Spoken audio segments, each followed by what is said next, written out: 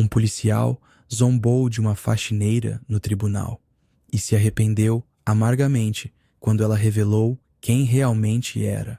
O escárnio público transformou-se em humilhação quando a verdadeira identidade da mulher veio à tona, expondo o preconceito enraizado nas aparências. Antes de começarmos, não se esqueça de se inscrever no canal e comentar de onde você está assistindo.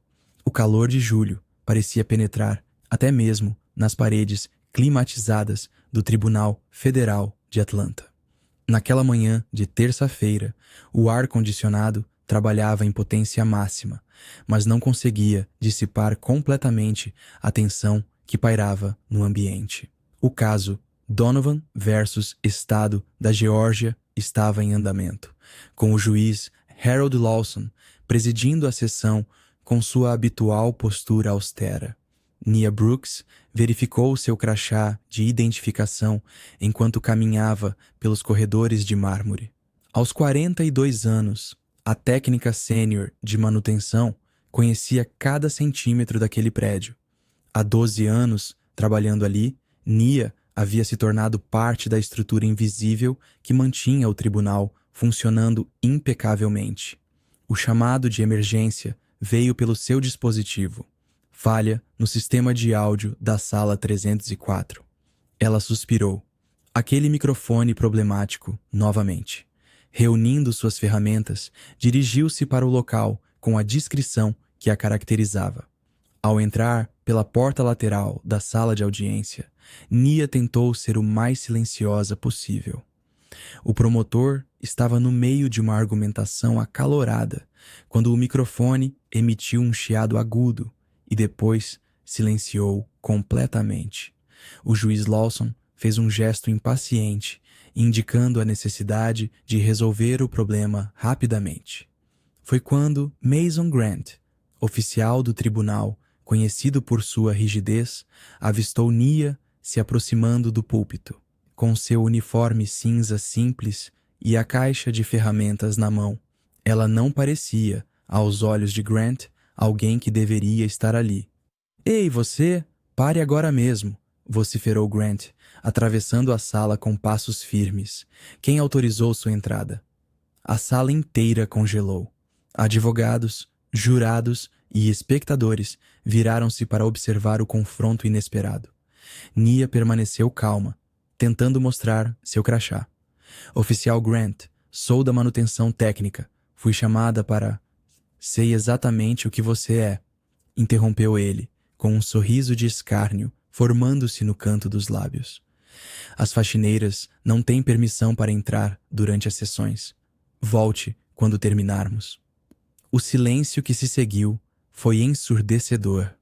Nia sentiu o peso de todos os olhares sobre ela, alguns constrangidos, outros curiosos, mas nenhum disposto a intervir. Mesmo o juiz Lawson, que a conhecia desde seus primeiros dias no tribunal, apenas franziu o senho, sem dizer palavra.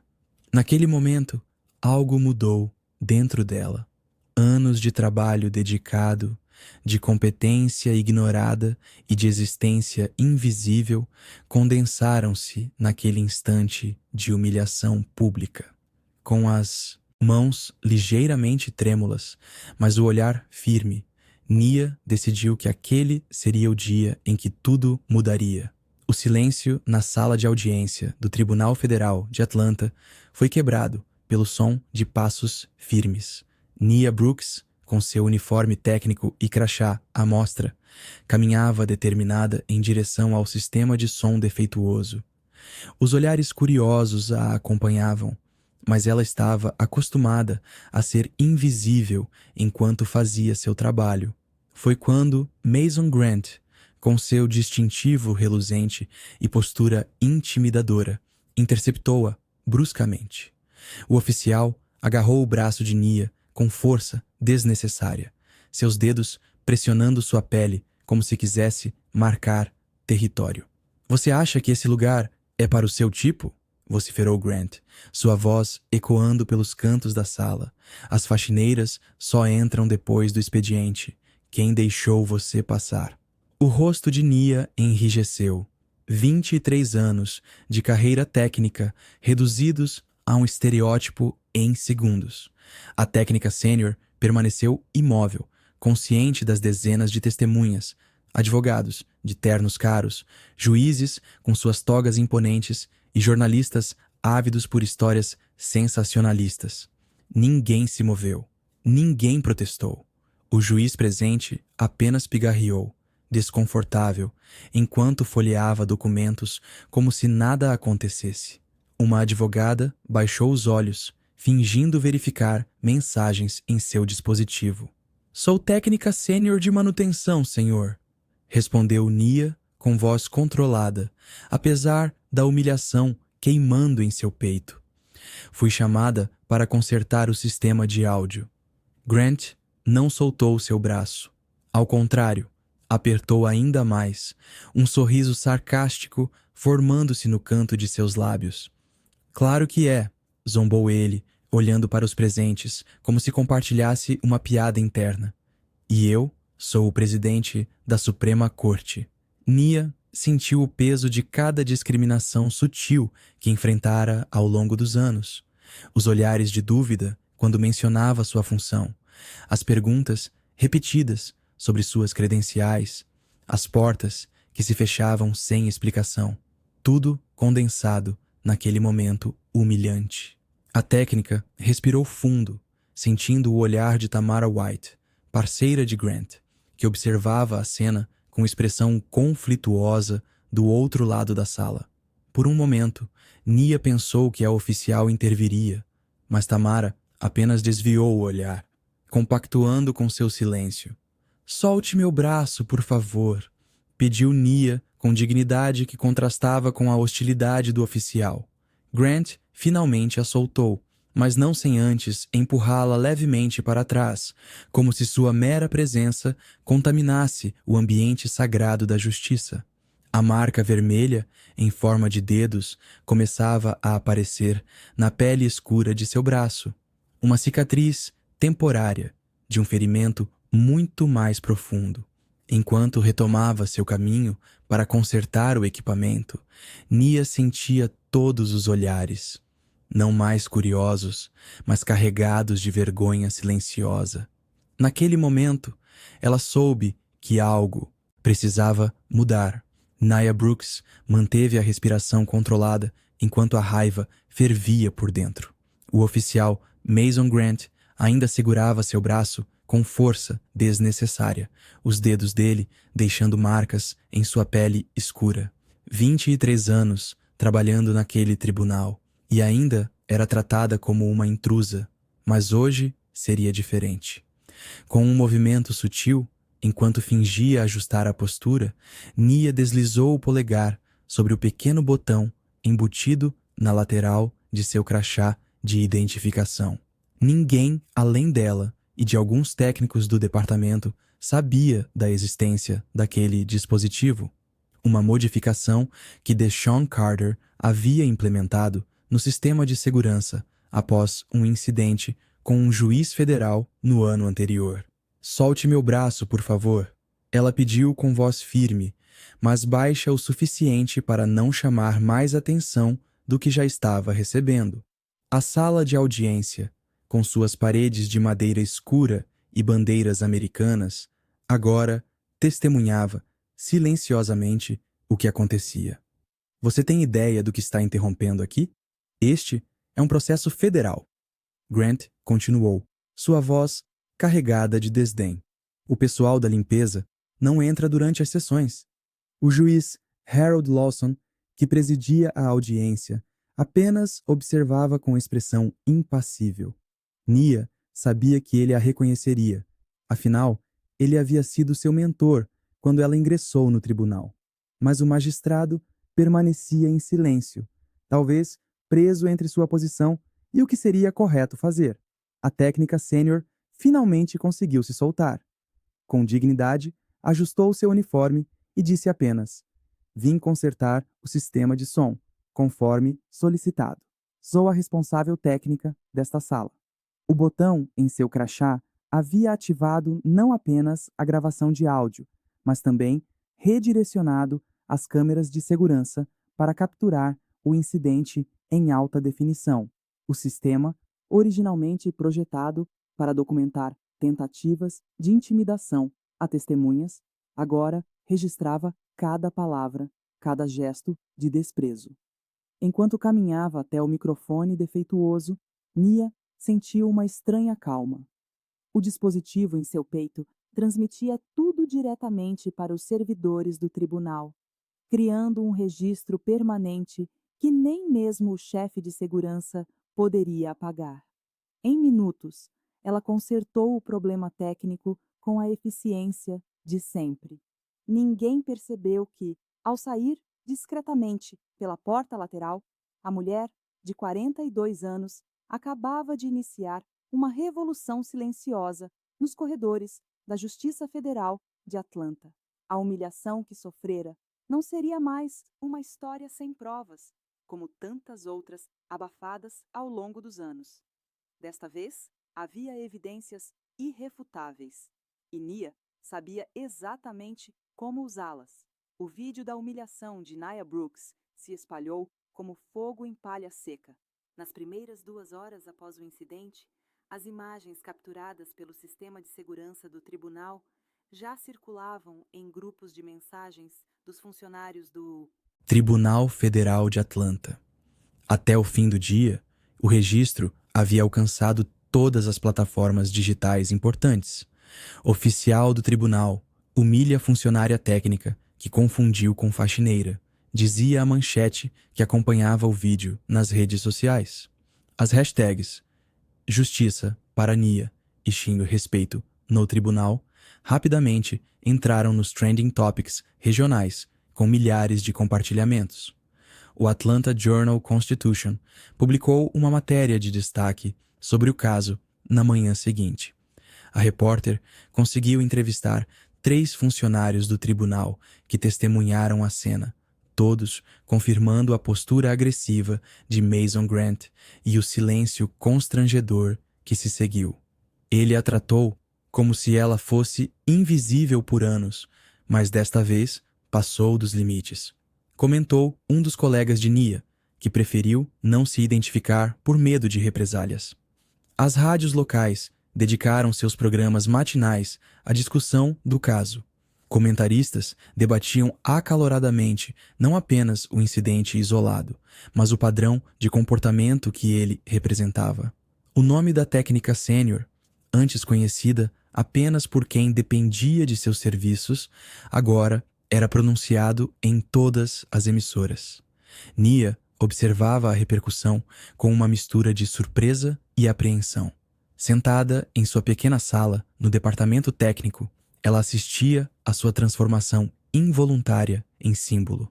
Seu celular não parava de tocar, com ligações de números desconhecidos, jornalistas, ativistas e curiosos querendo ouvir sua versão. Nunca quis ser o centro das atenções, confidenciou a uma colega do setor de manutenção. Só queria fazer meu trabalho com dignidade. Enquanto isso, Mason Grant enfrentava uma tempestade de críticas. O oficial tentou emitir uma nota de esclarecimento, alegando que havia sido um mal-entendido, mas sua justificativa soava vazia diante das imagens claras. Tamara White, sua parceira de trabalho, mantinha distância estratégica, evitando comentários sobre o comportamento do colega.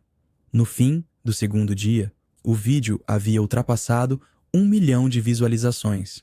Comentários de apoio a Nia surgiam de todos os cantos do país. Muitos relatavam experiências semelhantes em seus ambientes de trabalho, transformando o que seria apenas mais um caso de discriminação abafada em um movimento espontâneo por respeito e reconhecimento. A técnica de manutenção, que sempre preferiu o anonimato, agora se tornava, contra sua vontade, o rosto silencioso da resistência contra o preconceito institucional. O juiz Harold Lawson observava a tela do computador em seu gabinete, passando a mão pelos cabelos grisalhos enquanto assistia, pela terceira vez, ao vídeo que viralizara nas redes. Não era apenas mais um caso de discriminação no tribunal. Ele conhecia aquela mulher. 15 anos antes, Nia Brooks havia sido sua protegida quando ingressou na fiscalização judicial federal. Meu Deus, Nia, murmurou o magistrado, fechando os olhos por um momento. As memórias retornaram como uma enxurrada. Lawson lembrava-se de ter visto potencial na jovem técnica, orientando-a sobre os meandros do sistema judicial. Ele havia ensinado a Nia que o tribunal era um organismo complexo, onde cada função, por menor que parecesse, sustentava a engrenagem da justiça. Sem você, os juízes são apenas pessoas em togas sem voz, costumava dizer. O juiz pegou o telefone, hesitou e o devolveu ao gancho. Que direito tinha de contatá-la agora?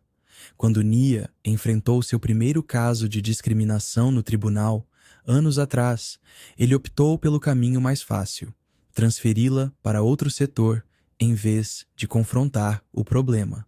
Naquela época, sua cadeira de juiz federal ainda era recente. Confrontar colegas poderosos poderia comprometer sua ascensão. Foi por covardia, admitiu para si mesmo, enquanto abria uma gaveta e retirava um antigo relatório assinado por Nia, preservado por alguma razão que só agora compreendia.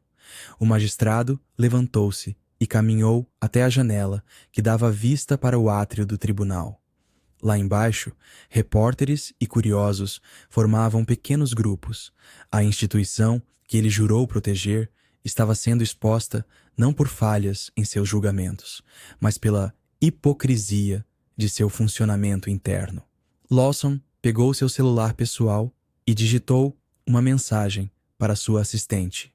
Preciso do contato atual de Nia Brooks, do departamento técnico. Minutos depois, enquanto ainda contemplava o movimento abaixo, recebeu a resposta. Hesitou novamente. Intervir agora seria visto como oportunismo ou era sua chance de corrigir um erro do passado?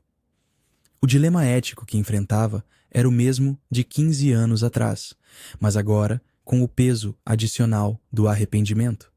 Nia havia se tornado o símbolo de algo maior que ambos, e Harold sabia que seu silêncio não era mais uma opção. Às vezes, a justiça começa dentro de casa, murmurou, repetindo uma frase que costumava dizer aos novos juízes em cerimônias de posse. Com determinação renovada, o juiz guardou o relatório e digitou uma mensagem para Nia. Era hora de confrontar não apenas o sistema, mas também seus próprios fantasmas do passado. Os degraus do Tribunal Federal de Atlanta transformaram-se em uma espécie de acampamento improvisado. Repórteres do Atlanta Journal-Constitution, CNN, Fox News e diversas outras emissoras nacionais disputavam cada centímetro de espaço, com câmeras, microfones e blocos de anotações a postos. A história de Nia Brooks havia capturado a imaginação do público americano. Senhorita Brooks, como se sente sendo um símbolo de resistência? Gritou uma repórter quando Nia tentava deixar o prédio discretamente pela saída lateral. Ela nunca havia buscado os holofotes, mas agora era impossível escapar deles. A técnica sênior hesitou, ajustou o crachá no peito e respirou fundo. Só quero fazer meu trabalho com dignidade. Respondeu com voz firme, embora suas mãos tremessem levemente, como qualquer pessoa merece. Enquanto isso, no outro lado do tribunal, Mason Grant enfrentava sua própria tempestade midiática. O oficial tentava desesperadamente controlar a narrativa, distribuindo notas oficiais que descreviam o incidente como um mal-entendido infeliz. Sua expressão, normalmente autoritária, agora parecia desgastada sob o peso do escrutínio público. Foi um erro de comunicação? Insistiu para um grupo de jornalistas que o cercavam. Não tinha como saber quem ela era. Suas palavras apenas alimentaram a indignação. E se ela fosse realmente uma funcionária da limpeza? Questionou um jornalista veterano. Seria aceitável aquele tratamento? O silêncio de Grant foi sua resposta mais eloquente. No dia seguinte, a primeira página do Atlanta Journal-Constitution estampava uma foto de Nia ao lado da manchete. A técnica que abalou o sistema. Dentro do tribunal, funcionários a cumprimentavam discretamente nos corredores, alguns com admiração, outros com receio das repercussões. Nunca quis isso, confessou Nia para Deshaun Carter enquanto consertavam um painel elétrico. O jovem técnico de TI sorriu compreensivamente. Às vezes, não escolhemos nossos momentos, respondeu ele, passando-lhe uma ferramenta. Eles nos escolhem. À tarde, uma produtora de televisão ofereceu a Nia uma quantia considerável em dólares por uma entrevista exclusiva. A proposta era tentadora, especialmente pensando na mensalidade da faculdade de Anika, mas ela recusou. Sua história não estava à venda. Você se tornou a voz dos invisíveis, comentou um segurança do tribunal quando ela passava. Nia refletiu sobre aquelas palavras enquanto observava, através da janela do setor de manutenção, os repórteres ainda acampados lá fora. Nunca havia planejado ser um símbolo ou uma voz. Mas agora que o silêncio fora rompido, percebeu que talvez não pudesse mais voltar atrás, nem quisesse. O Escritório Federal de Fiscalização Judicial convocou uma reunião de emergência na manhã seguinte ao incidente. 3 investigadores seniores ocuparam uma sala isolada no 3º andar do Tribunal Federal de Atlanta, com pastas empilhadas e expressões graves. A conduta de Mason Grant estava sob escrutínio formal, e o que começou como um caso isolado, rapidamente se transformou em uma avalanche de revelações. Temos 7 reclamações anteriores contra o oficial Grant nos últimos 3 anos, explicou a investigadora-chefe, folheando documentos amarelados. Todas foram arquivadas sem consequências. Enquanto a investigação avançava, funcionários do tribunal testemunhavam em sequência. Uma escrivã revelou como Grant frequentemente intimidava servidores de menor patente. Um segurança descreveu acordos silenciosos feitos para abafar incidentes anteriores. Cada depoimento acrescentava uma nova camada à imagem de um sistema que protegia os agressores. Nos corredores, o clima era de tensão palpável. Grupos de funcionários conversavam em sussurros, dispersando-se quando alguém de autoridade se aproximava. Nia Brooks mantinha sua rotina, consertando equipamentos com a mesma eficiência de sempre, mas agora recebia olhares diferentes, alguns de admiração, outros de receio. Harold Lawson observava tudo de seu gabinete. O juiz federal passava horas revisando arquivos antigos, lembrando-se dos primeiros dias de Nia como sua orientanda. Ela sempre teve integridade, murmurou para si mesmo, sentindo o peso da culpa por não ter intervindo quando presenciou o incidente. Na cafeteria, Deshaun Carter sentou-se ao lado de Nia durante o intervalo. Estão dizendo que a investigação encontrou e-mails deletados do sistema, comentou o técnico de TI em voz baixa. Alguém tentou apagar evidências de reclamações anteriores. Tamara White, parceira de Grant, evitava contato visual com todos. A oficial caminhava pelos corredores com passos apressados, visivelmente desconfortável com os rumores de que seria a próxima a ser interrogada. No 4º dia de investigação, um memorando interno vazou para todos os departamentos. 3 supervisores administrativos estavam sendo afastados temporariamente. O pânico se espalhou entre a hierarquia superior do tribunal. Funcionários que por anos ignoraram comportamentos abusivos agora temiam ser implicados na cultura de silenciamento. Ninguém está seguro, comentou um escrivão veterano enquanto digitava nervosamente em seu computador. Estão desenterrando casos de 5 anos atrás. Para Nia, que nunca buscou vingança, apenas justiça, o processo era agridoce. Enquanto organizava cabos em uma sala de audiências vazia, ela refletia sobre como um simples botão em seu crachá havia exposto fraturas em um sistema que se considerava inabalável. A técnica sênior continuava invisível para muitos, mas agora sua presença silenciosa carregava um poder que ninguém mais ousava subestimar. A sala de servidores do Tribunal Federal de Atlanta era um labirinto de cabos e luzes piscantes. Nia Brooks observava as telas com frustração enquanto tentava recuperar os arquivos de segurança das últimas semanas. Precisava de mais evidências contra Mason Grant, mas sua expertise em áudio não era suficiente para navegar pelo complexo sistema de armazenamento digital. Posso ajudar com isso? Uma voz suave quebrou sua concentração. Deshaun Carter, um dos técnicos mais jovens do departamento de TI, estava parado na porta com um copo de café em mãos. Ouvi dizer que você está tentando recuperar arquivos corrompidos. Nia hesitou. Depois do incidente, não sabia em quem confiar. Por que você se importaria? Deshaun colocou o copo sobre a mesa e sentou-se ao lado dela. Porque o que aconteceu com você poderia ter acontecido com qualquer um de nós que não se encaixa no molde deles. Ele apontou para o monitor. E por quê? Sou especialista em recuperação de dados. Nas horas seguintes, os dedos ágeis do jovem técnico trabalharam no teclado, enquanto Nia explicava exatamente o que procurava.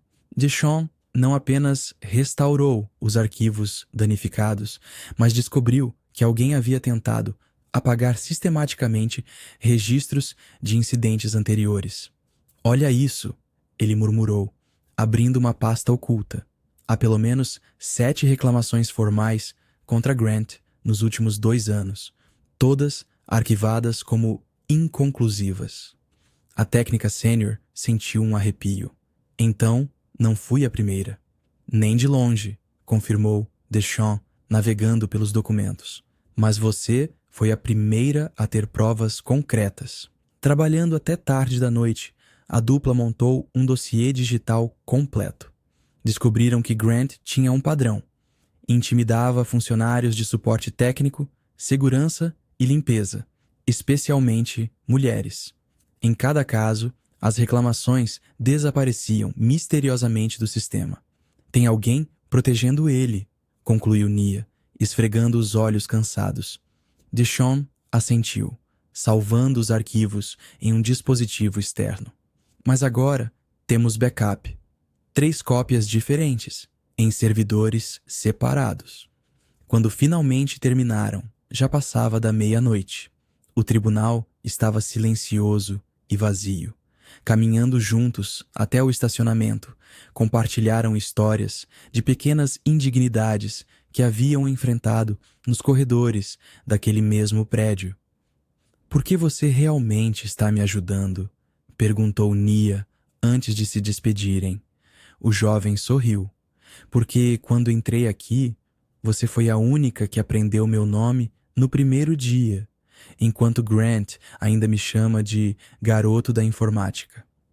Naquela noite, Nia dirigiu para casa com uma sensação que não tinha há muito tempo, a certeza de que não estava sozinha. Com Deshaun como aliado, o sistema que por tanto tempo a ignorou agora teria que encarar sua própria imagem refletida nos monitores de segurança. Nia Brooks estava organizando relatórios no departamento técnico quando uma voz familiar ecoou pelo corredor do Tribunal Federal. Seu coração disparou ao reconhecer aquele timbre. Era Annika, sua filha, que não via pessoalmente há quase 3 anos. Mamãe? A jovem hesitou na porta, segurando uma mochila da Georgia State University. Vi você em todos os noticiários. Nia levantou-se, as mãos trêmulas. O rosto de sua filha havia amadurecido, mas os olhos, expressivos, continuavam os mesmos. Por um momento, nenhuma das duas soube o que dizer. O silêncio entre elas carregava o peso de aniversários perdidos, formaturas não assistidas e ligações que se tornaram cada vez mais breves e formais. Achei que você estivesse em Savannah. Nia finalmente conseguiu dizer, aproximando-se cautelosamente. Transferi para Atlanta há 6 meses. Anika mordeu o lábio. Queria te contar, mas... As palavras não ditas pairavam entre elas. A técnica sênior sentiu o familiar aperto no peito. A culpa que a acompanhava desde que escolheu aceitar horas extras e turnos noturnos para garantir que a filha tivesse oportunidades que ela própria nunca teve. Quando vi aquele vídeo, Anika continuou, sua voz embargando. Aquele oficial te tratando daquele jeito. Foi como se algo quebrasse dentro de mim. Um funcionário passou pelo corredor, olhando curioso para as duas. Nia conduziu a filha para uma pequena sala de descanso, onde poderiam conversar com privacidade. As paredes cinzas do tribunal, que testemunharam tantos julgamentos, agora presenciavam um reencontro há muito adiado. Você sempre me ensinou a enfrentar injustiças, Anika disse, colocando a mochila sobre uma cadeira. Mas nunca me contou sobre o que você mesma enfrentava aqui. Nia respirou fundo. Queria te proteger desse mundo. Talvez tenha te afastado no processo. Estou no 2º ano de direito, revelou Anika, com um brilho nos olhos. Quero trabalhar com direitos civis. A revelação atingiu Nia como uma onda. Sua filha havia seguido um caminho inspirado justamente pelo que ela tentara esconder. As lágrimas que Nia conteve durante anos, nas noites de Natal, trabalhando sozinha, nos aniversários celebrados por mensagens de texto, finalmente encontraram caminho. Vim te dizer que estou orgulhosa, Anika sussurrou, estendendo a mão para tocar o crachá da mãe. E que quero conhecer a mulher que todo mundo está falando, não apenas a mãe que achei que conhecia. Naquele momento, entre as paredes austeras do tribunal, que havia se tornado palco de sua humilhação e resistência, Nia percebeu que talvez sua maior batalha não fosse contra Mason Grant ou o sistema, mas reconciliar as diferentes partes de sua própria vida. O envelope pardo chegou sem remetente, apenas com o nome do juiz Harold Lawson, escrito à mão na frente. Sua secretária o deixou sobre a mesa de mogno enquanto ele finalizava uma teleconferência. Quando finalmente abriu o pacote, o magistrado sentiu o sangue gelar nas veias.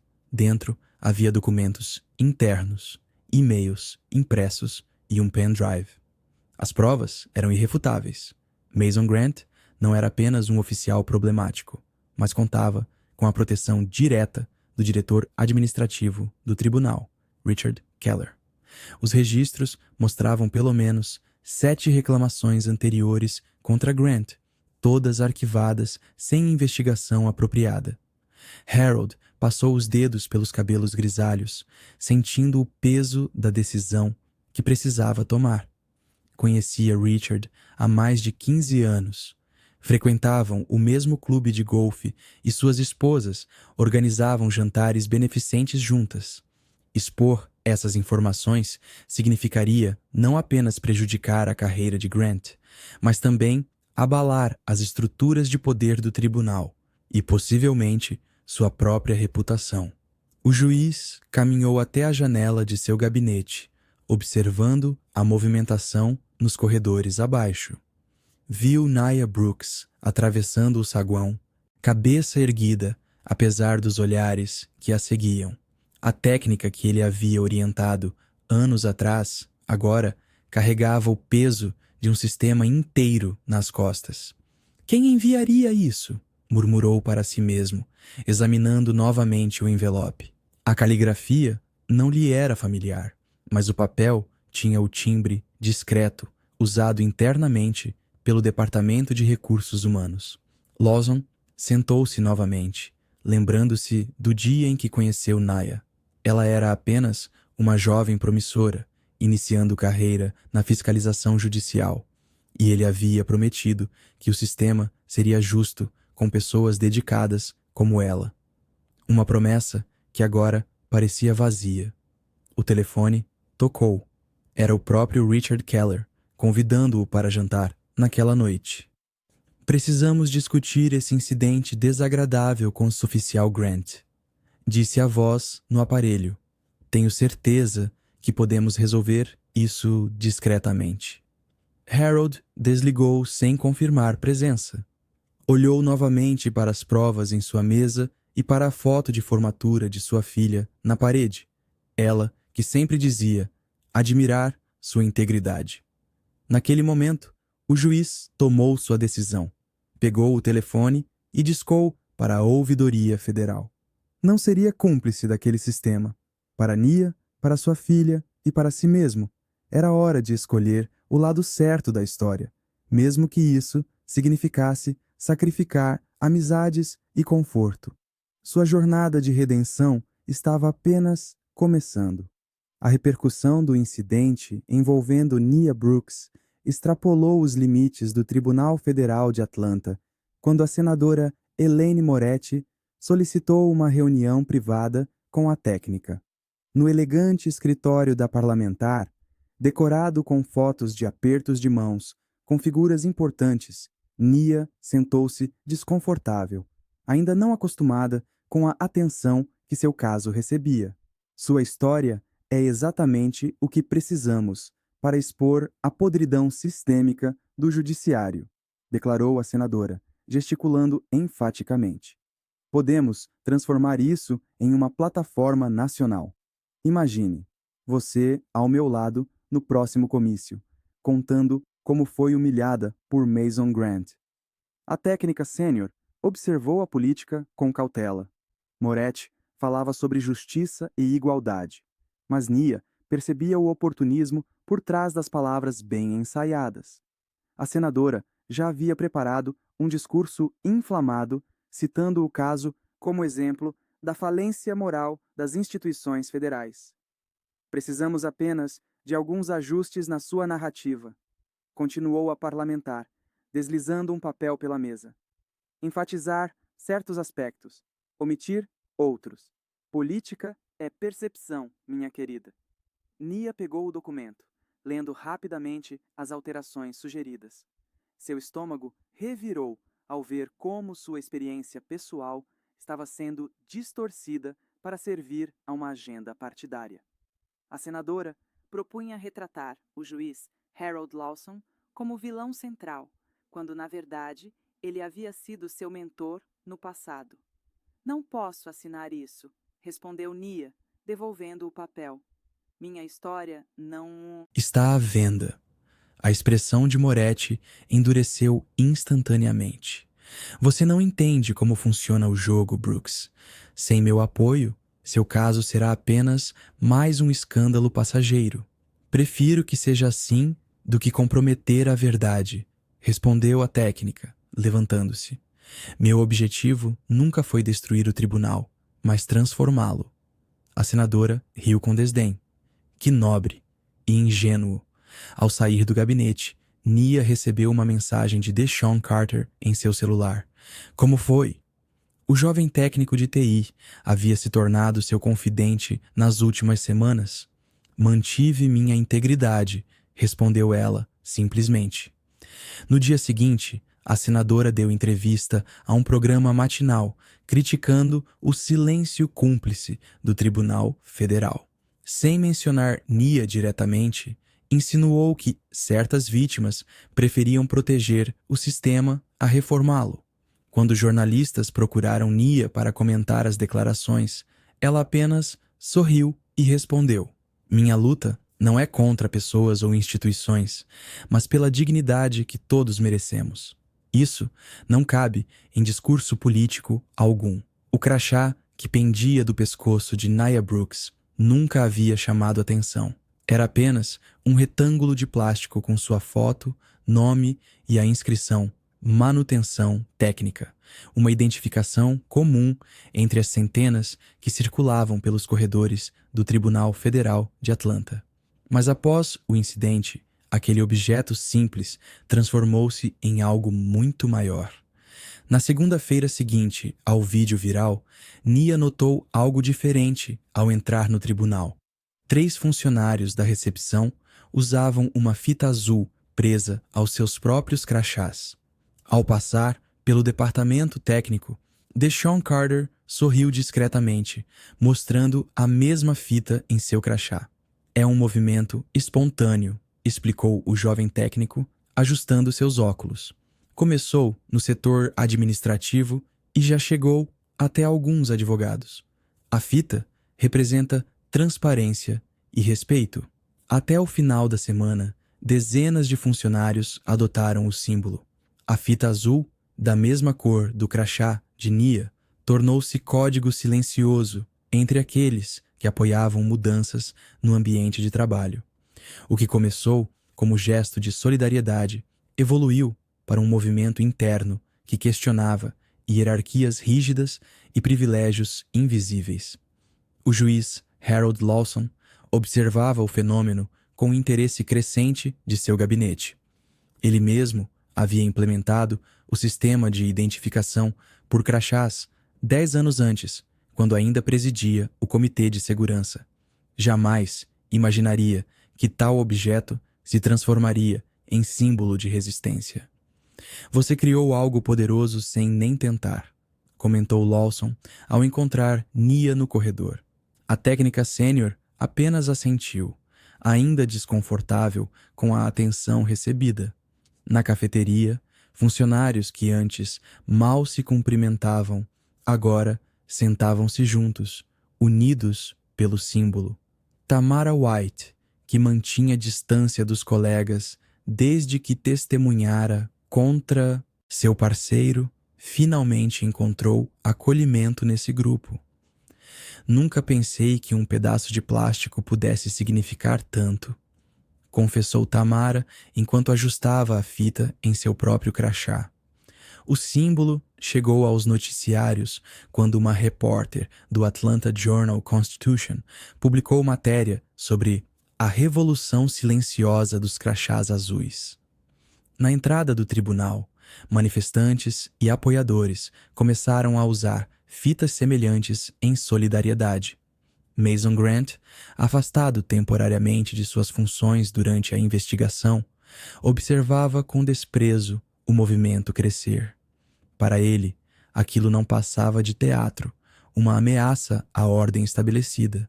Enquanto isso, Nia recebia mensagens de tribunais de outros estados, onde funcionários adotavam símbolos semelhantes. Um objeto antes insignificante, agora representava dignidade e vigilância.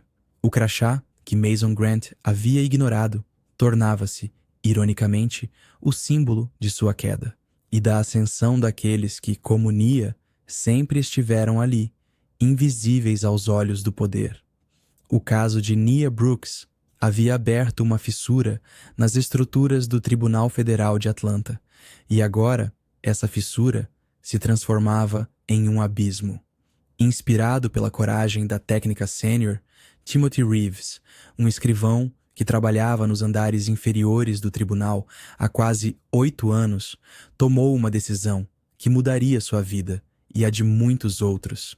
Timothy havia testemunhado silenciosamente inúmeros casos de abuso de poder.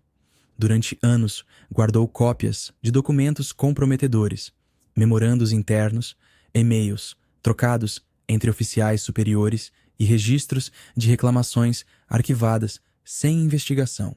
Agora, motivado pelo exemplo de Nia, ele entregou todo esse material ao Atlanta Journal-Constitution. A bomba explodiu numa terça-feira. O jornal publicou uma reportagem detalhada mostrando como dezenas de denúncias de assédio e discriminação haviam sido sistematicamente ignoradas. Os documentos revelavam que Mason Grant não era um caso isolado, mas parte de um padrão institucionalizado de comportamento abusivo que se estendia por diversos departamentos. Deshaun Carter, percebendo a magnitude do momento, criou um formulário anônimo online para que funcionários compartilhassem suas experiências. A resposta foi avassaladora. Em menos de 24 horas, mais de 70 pessoas haviam relatado situações de humilhação, discriminação ou assédio dentro do tribunal. Estamos testemunhando o colapso de um sistema de silenciamento, comentou o juiz Harold Lawson para um colega, enquanto observava o crescente tumulto nos corredores do tribunal. Na sala de administração, o pânico era palpável. Diretores e supervisores convocavam reuniões de emergência. Documentos eram triturados às pressas. Telefones não paravam de tocar. A senadora local exigia explicações. O Departamento de Justiça anunciava uma investigação federal. Nia observava tudo com uma mistura de orgulho e apreensão.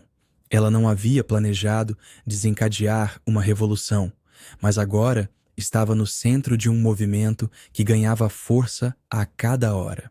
Você criou um efeito dominó, disse Deshaun, mostrando a ela os resultados da pesquisa em seu dispositivo. Pessoas que nunca tiveram voz estão falando. Tamara White, a parceira de Grant, parecia especialmente perturbada. Ela evitava contato visual com colegas e passava longos períodos isolada. Nia percebeu que a oficial carregava um peso que logo não conseguiria mais suportar. Naquela tarde, o administrador-chefe do tribunal emitiu um comunicado prometendo total transparência e cooperação com as investigações. Mas, para os funcionários que por anos haviam sido silenciados, aquelas palavras soavam vazias, como o tribunal após o expediente. A revolução silenciosa, iniciada por um simples crachá com botão oculto, agora ecoava por todos os cantos do sistema judiciário de Atlanta. O Salão Nobre do Tribunal Federal de Atlanta, normalmente reservado para cerimônias solenes, estava irreconhecível naquela manhã. Fileiras de cadeiras foram dispostas em semicírculo, abolindo a tradicional hierarquia espacial que separava autoridades de cidadãos comuns. Nia Brooks observava a transformação com uma mistura de orgulho e apreensão. A Assembleia Pública havia sido convocada após semanas de pressão da mídia e da sociedade civil. O juiz Harold Lawson, visivelmente desconfortável, presidia o evento ao lado de outros magistrados que pareciam preferir estar em qualquer outro lugar. Esta casa pertence ao povo, declarou Lawson ao abrir os trabalhos. E hoje, o povo tem direito a ser ouvido. Um a um, funcionários do tribunal subiram ao púlpito. Uma escrivã de meia-idade relatou como era constantemente confundida com a equipe de limpeza. Um segurança negro descreveu o tratamento diferenciado que recebia em relação aos colegas brancos. As histórias se multiplicavam, revelando um padrão sistemático que todos sabiam existir, mas ninguém ousava nomear. Quando Mason Grant entrou no recinto, um silêncio pesado tomou conta do ambiente. O oficial caminhava cabisbaixo, escoltado por seu advogado. Nia sentiu Deshaun Carter apertar seu ombro em solidariedade. Não estamos aqui para julgar indivíduos, mas para examinar um sistema. Interveio uma representante da Ordem dos Advogados. Um sistema que permitiu que comportamentos como os que vimos se tornassem aceitáveis. Uma senhora idosa, que trabalhava na cafeteria há 20 anos, levantou-se com dificuldade. Vocês sabem quantas vezes fui chamada pelo nome errado? Quantas vezes fui tratada como se fosse invisível? Sua voz trêmula ecoou pelo salão. E mesmo assim, Continuo servindo café com um sorriso. O debate esquentou quando um juiz veterano sugeriu que certos funcionários estavam exagerando para ganhar notoriedade. A plateia reagiu com indignação. Anica, sentada ao fundo, levantou-se. Para defender os depoimentos, citando estatísticas de sua pesquisa universitária sobre discriminação institucional. Nia finalmente tomou a palavra. Não pedimos privilégios, pedimos dignidade, o mesmo respeito que concedemos a todos que cruzam essas portas. Ao final de 4 horas intensas, o chefe da administração judicial anunciou a criação de um comitê permanente de ética e inclusão, com representantes de todos os setores do tribunal. Câmeras de segurança seriam instaladas em áreas comuns e um canal de denúncias anônimas seria implementado imediatamente. Enquanto as pessoas deixavam o salão, Nia notou algo diferente. Funcionários que antes mal se cumprimentavam, agora conversavam abertamente. O tribunal ainda era o mesmo edifício imponente, mas algo fundamental havia mudado naquele dia. As portas, literal e figurativamente, estavam abertas. O silêncio era palpável na sala de audiência do Tribunal Federal de Atlanta. Nia Brooks, sentada com as costas retas e o olhar firme, enfrentava o escrutínio público enquanto a investigação sobre o incidente avançava. A comissão especial havia convocado diversas testemunhas, incluindo Mason Grant, que mantinha sua versão distorcida dos fatos. Foi quando o nome de Tamara White ecoou pelos alto-falantes. A oficial do tribunal, parceira de longa data de Grant, caminhou hesitante até o púlpito. Seus dedos tamborilavam nervosamente sobre a superfície de madeira enquanto ela ajustava o microfone. Trabalhei com o oficial Grant por 7 anos, começou Tamara, sua voz inicialmente baixa, mas ganhando firmeza a cada palavra. E o que aconteceu com a senhora Brooks não foi um incidente isolado. Um murmúrio percorreu a sala. A oficial respirou fundo antes de continuar. Existe um grupo informal entre alguns oficiais.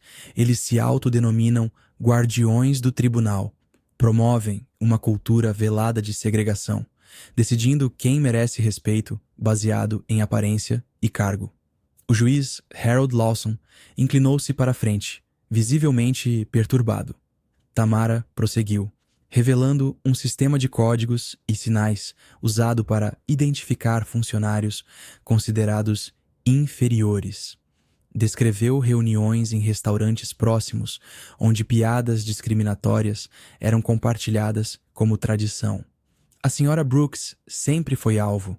Uma técnica negra em posição sênior incomodava muitos deles, confessou, evitando olhar para Grant, que a encarava com fúria contida. Deshaun Carter, sentado próximo a Nia, anotava cada palavra em seu dispositivo. A técnica mantinha-se impassível, embora seus olhos revelassem surpresa quando Tamara mencionou um arquivo de reclamações ignoradas contra o grupo. Eu me calei por muito tempo. A oficial admitiu, sua voz embargada. Mas quando vi aquele vídeo, quando vi como ele a tratou na frente de todos, percebi que meu silêncio me tornava cúmplice. Anica, que assistia da última fileira, segurou a respiração quando Tamara apresentou seu próprio crachá, apontando para marcações discretas feitas por membros do grupo para identificar funcionários problemáticos. Isto acaba hoje, declarou Tamara, olhando diretamente para Nia. Peço desculpas por não ter falado antes. Quando a oficial deixou o púlpito, o burburinho tomou conta do ambiente. Grant parecia menor em sua cadeira, enquanto Lawson consultava rapidamente outros membros da comissão. Nia permanecia serena, mas seus olhos encontraram os de Tamara em um silencioso agradecimento. A verdade, finalmente exposta, começava a desmantelar décadas de discriminação institucionalizada. O tribunal, que deveria ser símbolo de justiça, enfrentava agora seu próprio julgamento. Annika Brooks chegou ao café próximo ao tribunal com o coração acelerado. Escolhera um lugar neutro para este encontro, longe do apartamento de Nia ou do dormitório universitário onde agora vivia. Quando a mãe entrou, houve aquele momento de hesitação que sempre existia entre elas, um abismo de palavras não ditas e anos de ausência. "Você está diferente", comentou Nia, sentando-se à mesa. "Mais madura." 3 anos fazem isso com uma pessoa, respondeu a jovem, mexendo no copo d'água. O silêncio que se seguiu carregava o peso de todas as ligações não feitas, os aniversários comemorados à distância. "Vi você na televisão", Annika finalmente disse. "Todo mundo na faculdade está falando sobre o caso." Nia ergueu as sobrancelhas. "Faculdade?" Foi então que Annika revelou o que viera dizer. Estava no 2º ano de Direito na Georgia State University. Seus olhos brilharam ao explicar como escolhera essa carreira após ver, mesmo à distância, a mãe enfrentando injustiças diárias com dignidade. "Você sempre lutou suas batalhas em silêncio", disse ela. "Eu queria aprender a lutar as minhas com palavras." A técnica sênior sentiu um nó na garganta. Durante anos, acreditara que seu trabalho invisível no tribunal havia custado sua relação com a filha. Agora, percebia que, mesmo ausente, tinha sido um exemplo. "Por que não me contou antes?" perguntou Nia. "Orgulho", admitiu Annika. "O mesmo que herdei de você." As duas sorriram, reconhecendo aquela teimosia compartilhada que tanto as aproximava quanto as separava. Nia estendeu a mão sobre a mesa, tocando os dedos da filha pela primeira vez em anos. "Estou estudando casos de discriminação institucional", continuou a jovem. "O que aconteceu com você não é um incidente isolado." "Eu sei", respondeu a mãe. "Sempre soube." Annika explicou como pretendia especializar-se em direito trabalhista, defendendo pessoas como Nia, profissionais competentes tornados invisíveis por preconceitos enraizados. Havia algo de poético naquela revelação.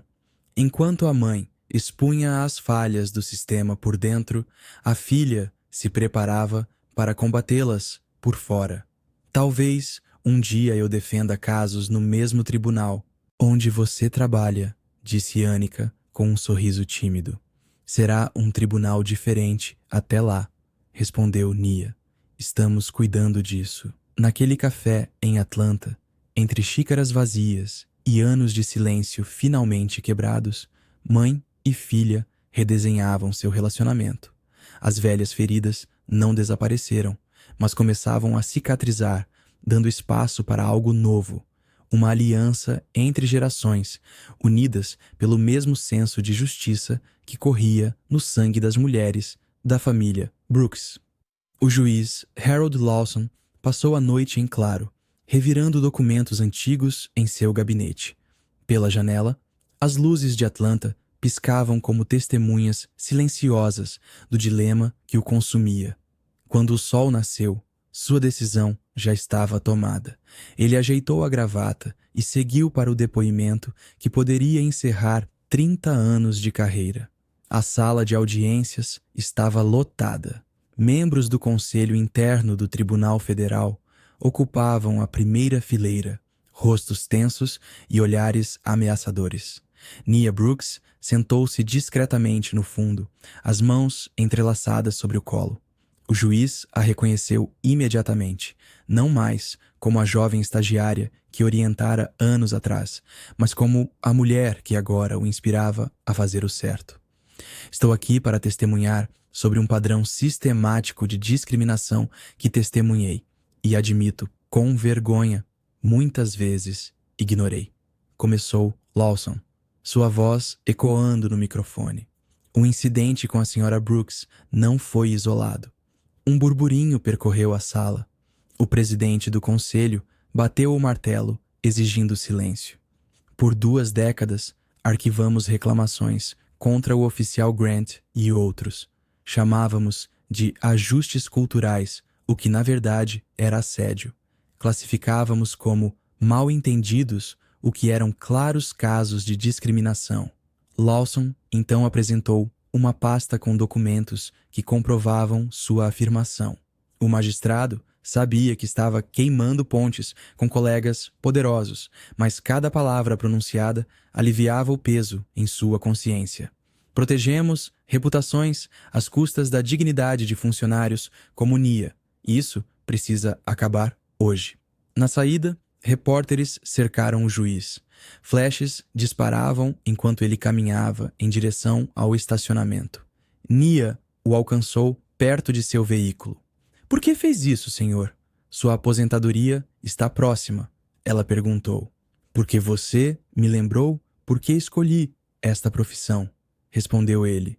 "Não para proteger instituições, mas para servir à justiça."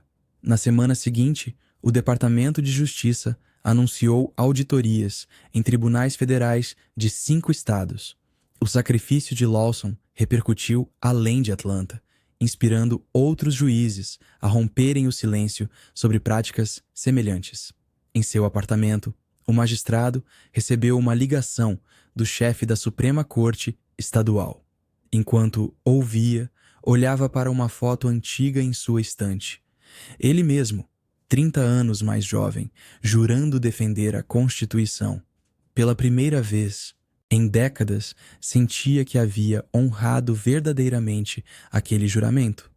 Nia Brooks observava o documento oficial em suas mãos com uma mistura de orgulho e apreensão. O juiz Harold Lawson havia acabado de entregar-lhe pessoalmente o convite para liderar a recém-criada Divisão Federal de Accountability, uma resposta direta aos eventos que haviam sacudido o Tribunal Federal de Atlanta nas últimas semanas. $120 mil anuais, Nia. É quase o triplo do seu salário atual, comentou Lawson enquanto se acomodava na cadeira à sua frente. O juiz, que outrora fora seu mentor, agora a olhava com um respeito renovado. A técnica sênior passou os dedos pelo papel timbrado, sentindo o peso da decisão. Durante anos, ela havia se movido pelos corredores do tribunal quase como uma sombra, resolvendo problemas técnicos sem chamar atenção. Sua discrição era tanto uma escolha quanto uma armadura. Precisamos de alguém que entenda o sistema por dentro, que tenha vivenciado suas falhas, continuou o magistrado. Alguém com sua integridade. Nia fitou a janela que dava para o movimentado centro de Atlanta. Lá fora, jornalistas ainda acampavam ocasionalmente, esperando por mais declarações sobre o caso que havia se tornado um símbolo nacional. Aceitar significa que nunca mais serei apenas a técnica que conserta microfones, murmurou ela. Terei que dar entrevistas, liderar equipes, enfrentar resistência. Deshaun Carter bateu na porta entreaberta, trazendo alguns relatórios. O jovem técnico de TI sorriu ao ver sua parceira de trabalho. Ouvi sobre a proposta. Seria incrível ter você comandando a divisão, comentou ele com entusiasmo genuíno. Nia pegou seu celular e viu uma mensagem de Annika. Seja qual for sua decisão, estou orgulhosa, mãe. A reconciliação com a filha havia sido um dos poucos confortos em meio à tempestade midiática. Mason Grant foi transferido para um tribunal em Wyoming, informou Lawson, como se isso pudesse facilitar sua decisão. Tamara White se ofereceu para integrar sua equipe, caso aceite. A ironia não escapou a Nia. A parceira de Grant agora queria trabalhar sob sua liderança. O mundo realmente havia virado de cabeça para baixo. Tenho até amanhã para decidir? Perguntou ela. Sim. E Nia? Lawson hesitou. Sei que você valoriza seu anonimato, mas algumas pessoas nascem para liderar, mesmo quando nunca buscaram os holofotes. Quando ficou sozinha, a técnica tirou o crachá do bolso, aquele mesmo que havia gravado sua humilhação e desencadeado toda a mudança. Agora, precisava escolher entre a segurança da invisibilidade e o poder de transformar o sistema que quase a destruiu. 3 meses se passaram desde a audiência pública e o Tribunal Federal de Atlanta respirava ares diferentes. Onde antes reinava a hierarquia rígida, agora murais coloridos adornavam as paredes dos corredores principais, retratando histórias de justiça, equidade e respeito mútuo. Nia Brooks observava com satisfação discreta enquanto caminhava pelo saguão. O departamento técnico, antes relegado ao subsolo e lembrado apenas quando algo quebrava, agora tinha representação nas reuniões estratégicas semanais. As decisões sobre infraestrutura não mais ignoravam quem realmente mantinha o tribunal funcionando. Às terças-feiras, todos os funcionários participavam dos novos treinamentos de empatia institucional. Na última sessão, Harold Lawson surpreendeu a todos ao compartilhar sua própria jornada de conscientização. O juiz, com voz embargada, admitiu que por anos havia ignorado privilégios sistêmicos que facilitavam sua carreira enquanto criavam barreiras invisíveis para outros. Precisamos reconhecer que justiça começa dentro destas paredes, declarou Lawson, olhando diretamente para Nia, que assentiu discretamente do fundo da sala. Deshaun Carter havia sido promovido a coordenador de segurança digital, implementando um sistema de transparência que permitia rastrear todas as interações oficiais dentro do tribunal. Seu primeiro projeto foi instalar painéis informativos que exibiam em tempo real o andamento dos processos, democratizando informações antes acessíveis apenas a poucos. A mudança mais simbólica, porém, acontecia todas as manhãs no refeitório. O café da manhã, coletivo, antes segregado por grupos informais de poder, agora reunia juízes, oficiais e equipe técnica em longas mesas comunitárias. Tamara White frequentemente sentava-se com os técnicos de manutenção, quebrando barreiras invisíveis que por décadas haviam dividido o tribunal. Na entrada principal, um novo código de conduta emoldurado substituía o antigo aviso de área restrita. O texto, redigido por uma comissão diversa que incluía representantes de todos os departamentos, estabelecia princípios claros de respeito e dignidade. Mason Grant havia sido transferido para um tribunal menor em outro estado. Sua saída discreta contrastava com o estrondo que suas ações haviam causado. Annika visitava a mãe com frequência agora. Naquela manhã, as duas tomavam café juntas no refeitório quando um grupo de novos estagiários entrou, olhando em volta com admiração. "Aquela é Nia Brooks", sussurrou um deles com reverência. Nia sorriu para a filha. O tribunal havia mudado, sim, mas a verdadeira transformação estava apenas começando, e ela sabia que cada crachá, cada corredor e cada interação agora carregava o peso e a promessa de um sistema mais justo. 6 meses depois do incidente, o Tribunal Federal de Atlanta havia se transformado. Os corredores, que antes ecoavam com sussurros de hierarquia, agora vibravam com uma energia diferente. Uma jovem técnica, recém-contratada, apressada para chegar a um chamado de emergência, deixou seu crachá cair no piso de mármore com um tinido que chamou a atenção. Um oficial novato, ainda ansioso para mostrar serviço, franziu o senho e deu 2 passos em direção à moça. Seu rosto endureceu, pronto para uma repreensão sobre protocolos de segurança. Foi quando uma figura familiar dobrou o corredor. Nia Brooks, agora diretora de fiscalização federal, caminhava com a mesma discrição de sempre, mas algo havia mudado. Não era apenas o terno bem cortado ou a pasta de couro genuíno que carregava. Era a presença, aquela que sempre estivera ali, mas que agora todos conseguiam enxergar. O oficial reconheceu Nia imediatamente. Seu semblante transformou-se de autoridade para respeito. Com um aceno silencioso, ele se abaixou, pegou o crachá caído e o devolveu à jovem técnica com um "tenha um bom dia". A cena, tão simples, representava tudo o que havia mudado naquele lugar. No refeitório, Deshaun Carter conversava animadamente com novos estagiários sobre o sistema de monitoramento que havia ajudado a aprimorar. Foi graças à diretora Brooks que agora temos transparência real, explicou, enquanto mostrava o aplicativo que permitia a qualquer funcionário reportar condutas inadequadas sem medo de represálias. Naquela tarde, Nia recebeu uma mensagem de Annika. Consegui o estágio no escritório do juiz Lawson. Ele disse que meu sobrenome abriu portas, mas que meu currículo as manteve abertas. Nia sorriu. Harold Lawson, após seu depoimento corajoso, havia se tornado um defensor ferrenho da equidade no judiciário.